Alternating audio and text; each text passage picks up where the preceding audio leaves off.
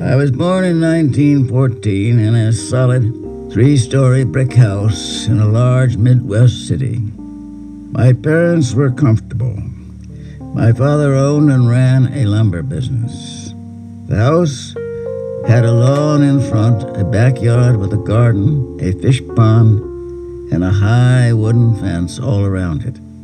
I remember the lamplighter lighting the gas street lights and the huge black shiny Lincoln and drives in the park on Sunday. All the props of a safe, comfortable way of life that is now gone forever. Actually, my earliest memories are colored by a fear of nightmares.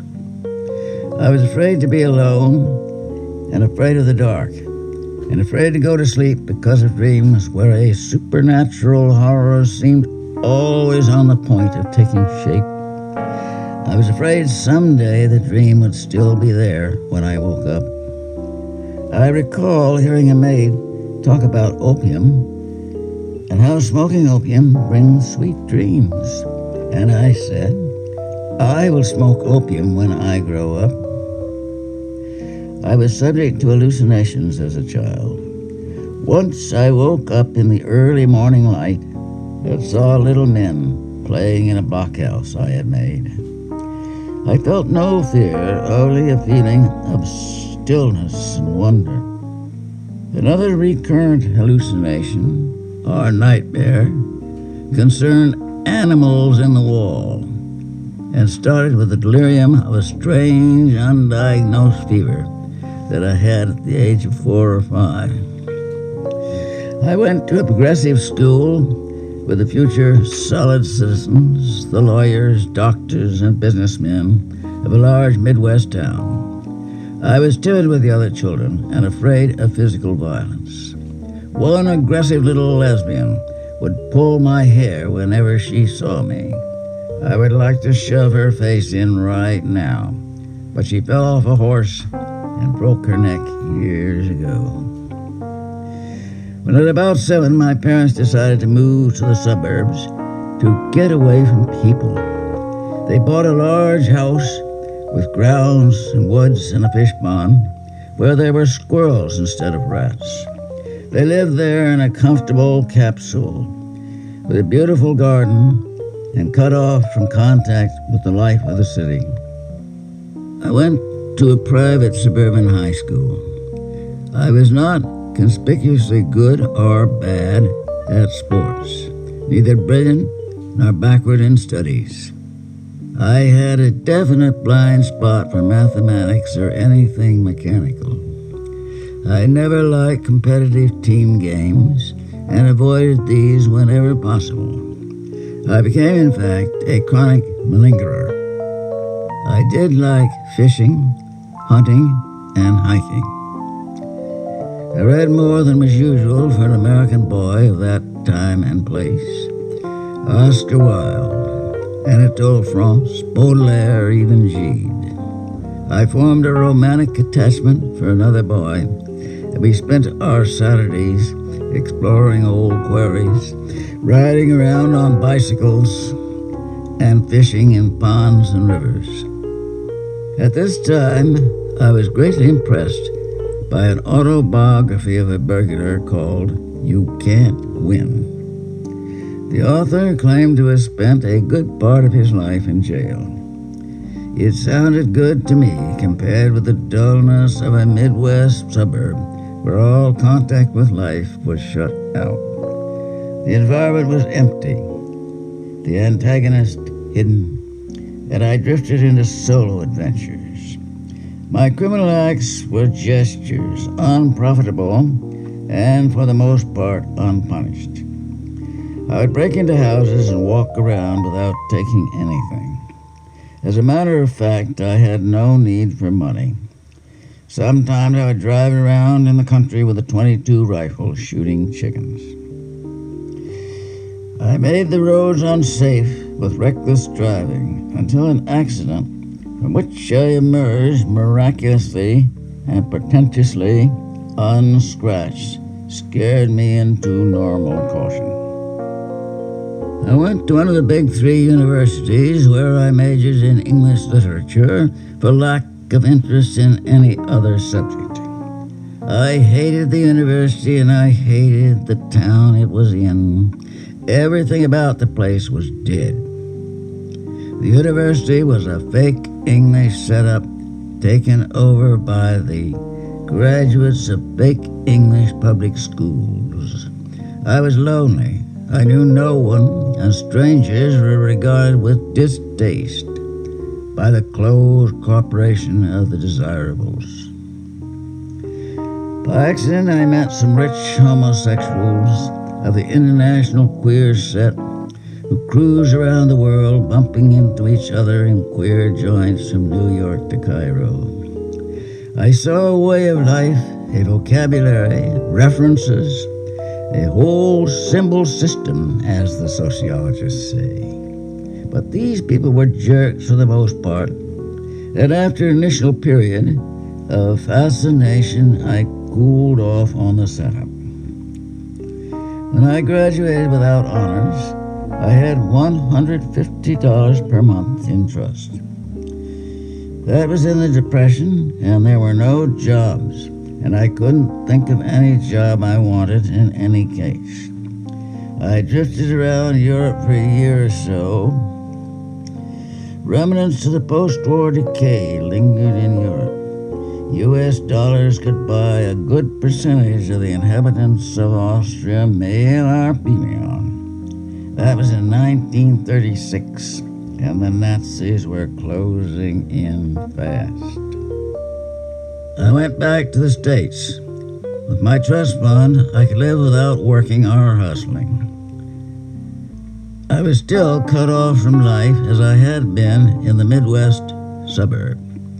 I fooled around taking graduate courses in psychology and jiu-jitsu lessons. I decided to undergo psychoanalysis and continued with it for 3 years.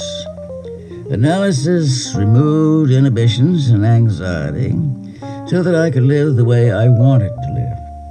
Much of my progress in analysis was accomplished in spite of my analyst, who did not like my orientation, as he called it. He finally abandoned analytic objectivity and put me down as an out-and-out con. I was more pleased with the results than he was. After being rejected on physical grounds from 5 officer training programs, I was drafted into the Army and certified fit for unlimited service. I decided I was not going to like the Army and copped out on my nuthouse record. I once got on a Van Gogh kick and cut off a finger joint to impress someone who interested me at the time. The nuthouse doctors had never heard of Van Gogh. They put me down for schizophrenia, adding paranoid type, to explain the upsetting fact that I knew where I was and who was president of the U.S. When the Army saw that diagnosis, they discharged me with the notation: "This man is never to be recalled or reclassified." After parting company with the Army, I took a variety of jobs. You could have about any job you wanted at that time. I worked as a private detective, an exterminator, a bartender. I worked in factories and offices. I played around the edges of crime, but my $150 per month was always there. I did not have to have money. It seemed a romantic extravagance to jeopardize my freedom by some token act of crime. It was at this time and under these circumstances that I came in contact with junk, became an addict, and thereby gained the motivation, the real need for money I had never had before. The question is frequently asked: why does a man become a drug addict? The answer is that he usually does not intend to become an addict. You don't wake up one morning and decide to be a drug addict. It takes at least 3 months, shooting twice a day to get any habit at all. You don't really know what junk sickness is until you have had several habits. It took me almost 6 months to get my first habit, and then the withdrawal symptoms were mild. I think it no exaggeration to say it takes about a year and several hundred injections to make an addict. The questions, of course, could be asked. Why did you ever try narcotics? Why did you continue using it long enough to become an addict? You become a narcotics addict because you do not have strong motivations in any other direction. Junk wins by default. I tried it as a matter of curiosity. I drifted along, taking shots when I could score. I ended up hooked. Most addicts I have talked to report a similar experience. They did not start using drugs for any reason they can remember. They just drifted along until they got hooked. If you have never been addicted, you can have no clear idea what it means to need junk with the addict's special need. You don't decide to be an addict. One morning you wake up sick, and you are an addict. I have never regretted my experience with drugs. I think I am in better health now as a result of using junk at intervals than I would be if I had never been an addict. Junk is a cellular equation that teaches the user facts of general validity. I've learned a great deal from using junk. I've seen life measured out in eyedroppers of morphine solution. I experienced the agonizing deprivation of junk sickness and the pleasure of relief when junk-thirsty cells drank from the needle. Perhaps all pleasure is relief. I have learned the cellular stoicism that junk teaches the user. I have seen a cell full of sick junkies, silent and immobile in separate misery. They knew the pointlessness of complaining or moving. They knew that basically no one can help anyone else. There is no key, no secret someone else has that he can give you. I've learned the junk equation. Junk is not, like alcohol or weed, a means to increased enjoyment of life. Junk is not a kick. It is a way of life.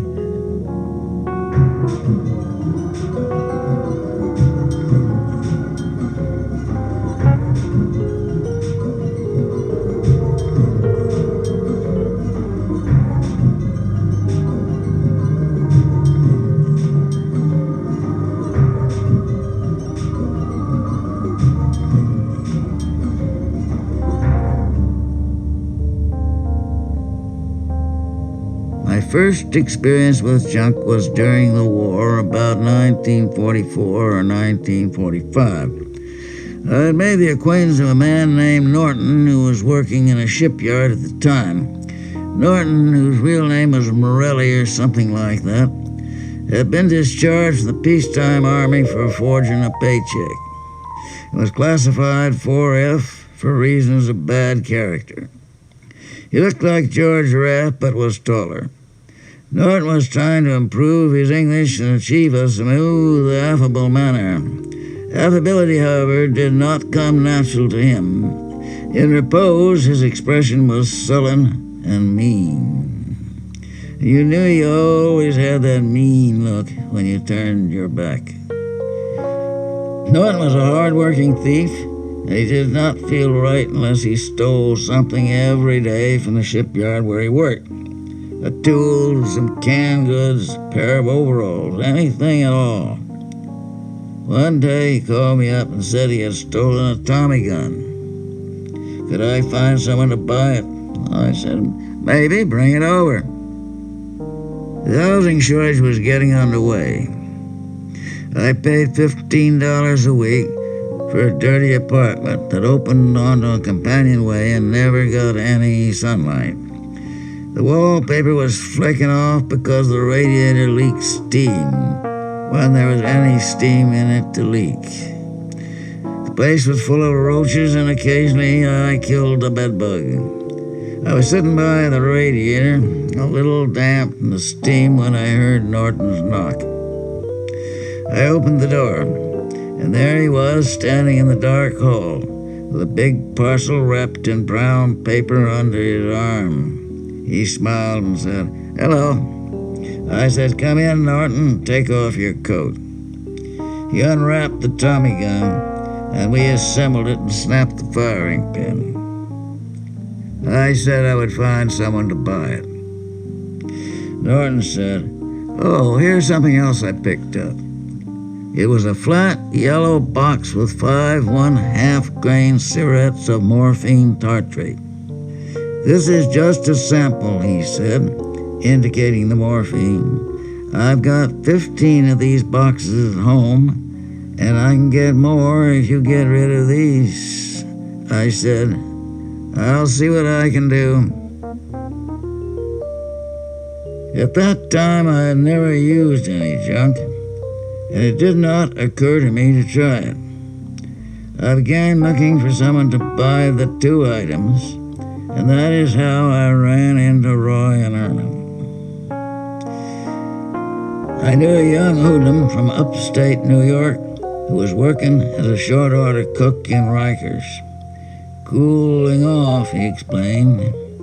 I called him and said I had something to get rid of, and made an appointment to meet him in the Angle Bar on 8th Avenue near 42nd Street. The bar was a meeting place for 42nd Street hustlers, a peculiar breed of 4-flushing would-be criminals.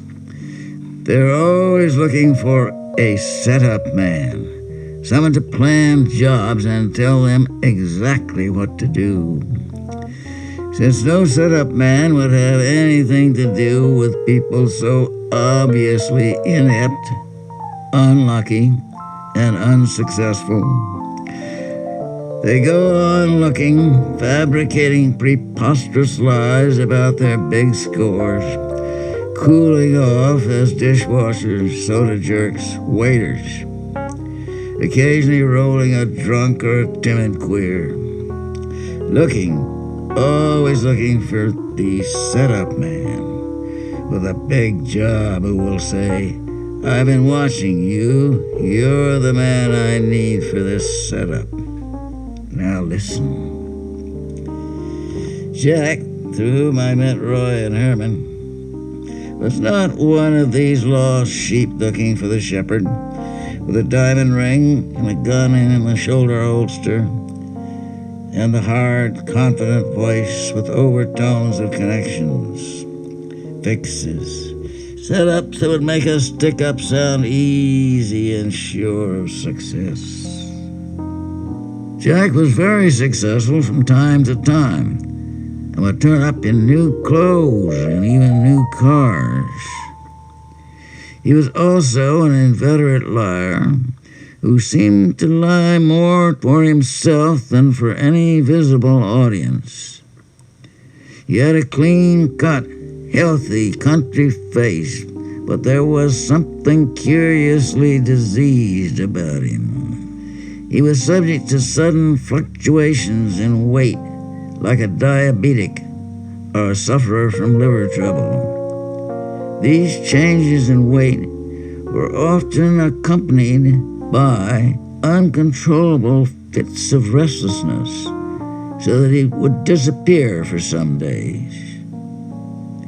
He slid into the booth where I was sitting and ordered a shot of whiskey. He tossed it off, put the glass down, and looked at me, with his head tilted a little to one side and back. "What's this guy got?" he said. "A Tommy gun and about 35 grains of morphine. The morphine I can get rid of right away, but the Tommy gun may take a little time." 2 detectives walked in and leaned on the bar, talking to the bartender. Jack jerked his head in their direction. "The law," Let's take a walk." I followed him out of the bar. "I'm taking you to someone who will want the morphine," he said. "You want to forget this address." We went down to the bottom level of the independent subway. Jack's voice, talking to his invisible audience, went on and on. No external noise drowned him out. "Give me a 38 every time. Just flick back the hammer and let her go. I'll drop anyone at 500 feet. Don't care what you say. My brother has 230 caliber machine guns stashed in Iowa." We got off the subway and began to walk on snow-covered sidewalks between tenements. This guy owed me for a long time, see. I knew he had it, but he wouldn't pay. So I waited for him when he finished work. I had a roll of nickels. No one can hang anything on you for carrying U.S. currency. Told me he was broke. I cracked his jaw and took my money off him. Two of his friends standing there, but they kept out of it. I'd have switched a blade on them. We were walking up tenement stairs. The stairs were made of worn black metal. We stopped in front of a narrow metal-covered door, and Jack gave an elaborate knock, inclining his head to the door like a safecracker. The door was opened by a large, flabby, middle-aged queer with tattooing on his forearms and even on the backs of his hands. "This is Joey," Jack said, and Joey said, "Hello there." Jack pulled a $5 bill from his pocket and gave it to Joey. "Get us a quarter Shanleys, will you, Joey?" Joey put on an overcoat and went out. After Joey went out, I noticed another man who was standing there looking at me. Waves of hostility and suspicion flowed out from his large brown eyes like some sort of television broadcast. The effect was almost like a physical impact. The man was small and very thin, his neck loose in the collar of his shirt. His complexion faded from brown to a mottled yellow, and pancake makeup had been heavily applied in an attempt to conceal a skin eruption. His mouth was drawn down at the corners in a grimace of petulant annoyance. "Who is this?" he said. His name, I learned later, was Herman. "Friend of mine, he's got some morphine he wants to get rid of." Herman shrugged and turned out his hands. "I don't think I want to bother, really." "Okay," Jack said, "we'll sell it to someone else. Come on, Bill." We went into the front room. There was a small radio, a china Buddha with a votive candle in front of it, pieces of bric-a-brac. A man was lying on a studio couch. He sat up as we entered the room and said hello and smiled pleasantly, showing discolored, brownish teeth. It was a southern voice with the accent of East Texas. Jack said, "Roy is a friend of mine. He has some morphine he wants to sell." The man sat up straighter and swung his legs off the couch. His jaw fell slackly, giving his face a vacant look. The skin of his face was smooth and brown. The cheekbones were high, and he looked oriental. His ears stuck out at right angles from his asymmetrical skull. The light in the room glinted on the points of light in his eyes, like an opal. "How much you have?" he asked me. 75 half-grain cigarettes. "The regular price is $2 a grain," he said. "But cigarettes go for a little less. People want habits. Those cigarettes have too much water and you have to squeeze the stuff out and cook it down." He paused and his face went blank. "I can go about $150 a grain," he said finally. I guess that will be okay, I said. He asked me how we could make contact, and I gave him my phone number. Joey came back with the whiskey, and we all had a drink. Herman stuck his head in from the kitchen and said to Jack, "Could I talk to you for a minute? I can hear them arguing about something." Then Jack came back and Herman stayed in the kitchen. We all had a few drinks and Jack began telling a story. My partner was going through the joint. The guy was sleeping and I was standing over him with a 3-foot length of pipe I found in the bathroom. The pipe had a faucet on the end of it, see? All of a sudden he comes up and jumps straight out of bed running. I let him have it with the faucet in, and he goes on running right out into the other room, the blood spurting out of his head 10 feet every time his heart beat. He made a pumping motion with his hand. You could see the brain there and the blood coming out of it. Jack began to laugh uncontrollably. My girl was waiting out in the car. She called me a cold-blooded killer. He laughed until his face was purple. A few nights after meeting Roy and Herman, I used one of the cigarettes, which was my first experience with junk. A cigarette is like a toothpaste tube with a needle on the end. You push a pin down through the needle, the pin punctures the seal, and the cigarette is ready to shoot. Morphine hits the backs of the legs first, then the back of the neck. A spreading wave of relaxation, slackening the muscles away from the bones so that you seem to float without outlines, like lying in warm salt water. As this relaxing wave spread, I experienced a strong feeling of fear. I had the feeling that some horrible image was just beyond the field of vision, moving as I turned my head so that I never quite saw it. I felt nauseous. I lay down and closed my eyes. A series of pictures passed like watching a movie. A huge neon-lighted cocktail bar that got larger and larger until streets, traffic, and street repairs were included in it. A waitress carrying a skull on a tray. Stars in the clear sky. The physical impact of the fear of death. The shutting off of breath. The stopping of blood. I dozed off and woke up with a start of fear. Next morning I vomited and felt sick until noon. Roy called that night. About what we were discussing the other night, he said, I could go about $4 per box and take 5 boxes now. Are you busy? I'll come over to your place. We'll come to some kind of agreement.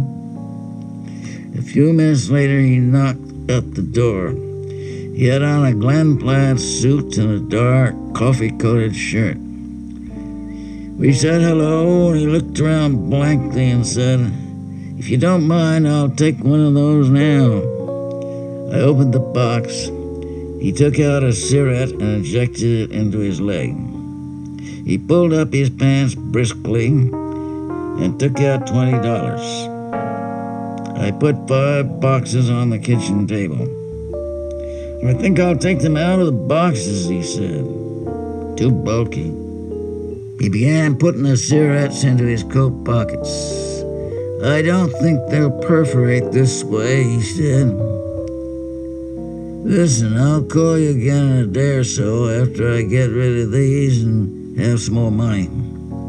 Next day he was back. He shot another cigarette and pulled out $40. I laid out 10 boxes and kept 2. These are for me, I said. He looked at me surprised. You use it?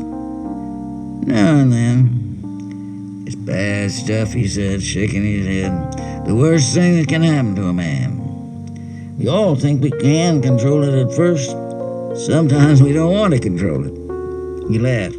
I'll take all you can get at that price. Next day he was back. He asked if I didn't want to change my mind about selling the 2 boxes. I said no.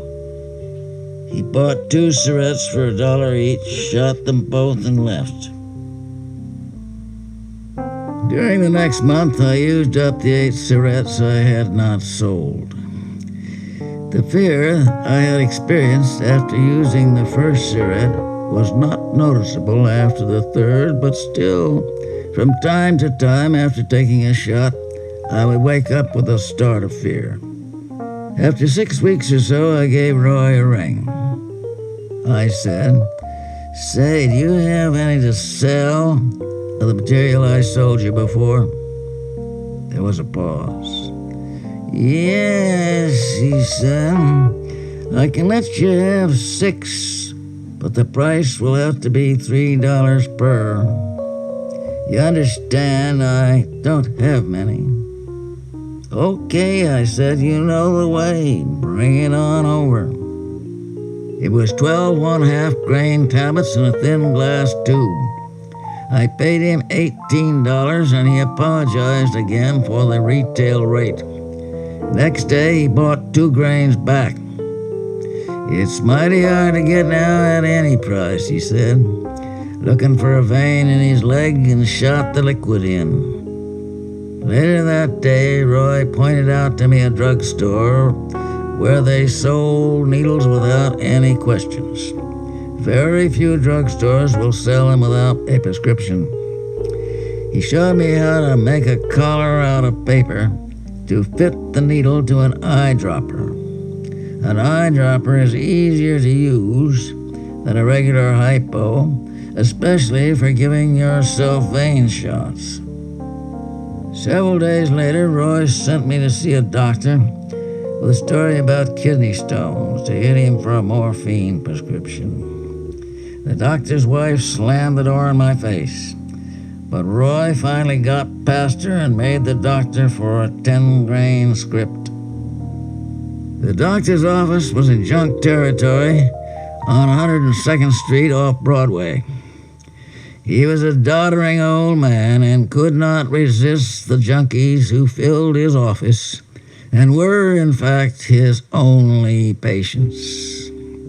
It seemed to give him a feeling of importance to look out and see an office full of people. Roy shipped out at 2 or 3 week intervals. His trips were Army transport and generally short. When he was in town, we generally split a few scripts.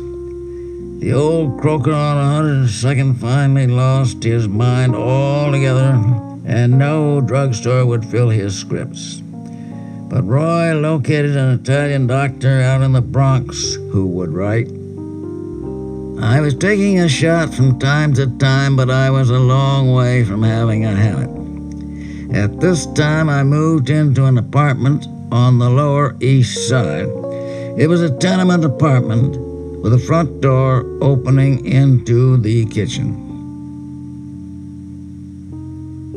One day, Herman told me about a kilo of first-class New Orleans weed I could pick up for $70.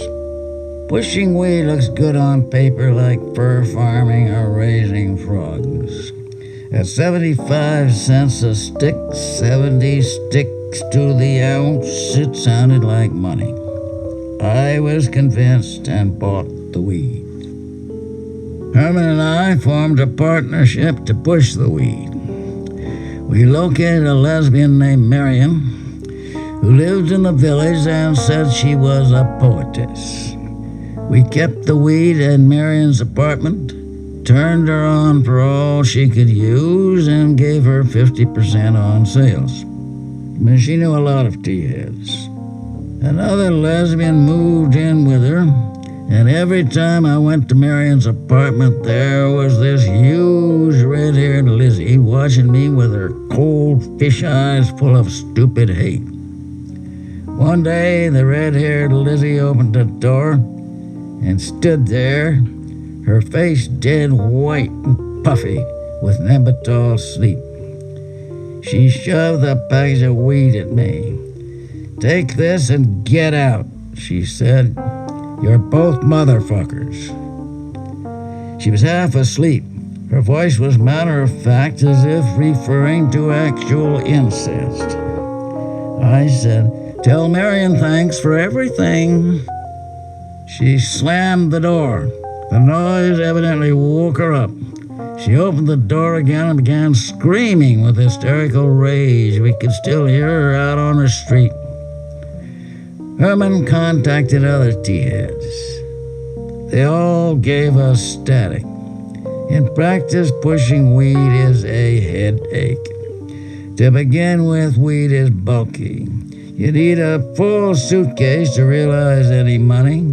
If the cops start kicking your door in, it's like being with a bale of alfalfa. T-heads are not like junkies. A junkie hands you the money, takes his junk and cuts. But T-heads don't do things that way. They expect the peddler to light them up and sit around talking for half an hour to sell $2 worth of weed. If you come right to the point, they say you're a bring-down. In fact, a peddler should not come right on and say he is a peddler. No, he just scores for a few good cats and chicks because he is viperish. Everyone knows that he himself is the connection, but it is bad form to say so. God knows why. To me, T-heads are unfathomable. I soon found out I couldn't get along with these characters, and I was glad to find someone to take the tea off my hands at cost. I decided right then I would never push any more tea. In 1937, weed was placed under the Harrison Narcotics Act. Narcotics authorities claim it is a habit-forming drug, that its use is injurious to mind and body, and that it causes the people who use it to commit crimes. Here are the facts. Weed is positively not habit-forming. You can smoke weed for years, and you will experience no discomfort if your supply is suddenly cut off. I have seen T-heads in jail, and none of them showed withdrawal symptoms. I smoked weed myself, off and on, for 15 years, and never missed it when I ran out. There is less habit to weed than there is to tobacco. Weed does not harm the general health. In fact, most users claim it gives you an appetite and acts as a tonic to the system. I was shooting every day now. Herman had moved into my apartment on Henry Street. It would not have occurred to Herman to pay rent himself. He had lived in other people's apartments all his life. Roy was giving himself a long shore leave. He located a doctor in Brooklyn who was a writing fool. This croaker would go 3 scripts a day for as high as 30 tablets a script. Every now and then he would get dubious on the deal, but the sight of money always straightened him out. There are several varieties of writing croakers. Some will write only if they are convinced you are an addict. Others only if they are convinced you are not. Most addicts put down a story worn smooth by years of use. Some claim gallstones or kidney stones.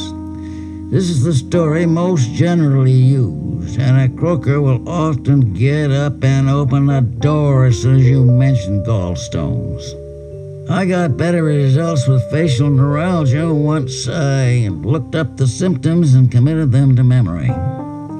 Roy had an operation scar on his stomach that he used to support his gallstone routine.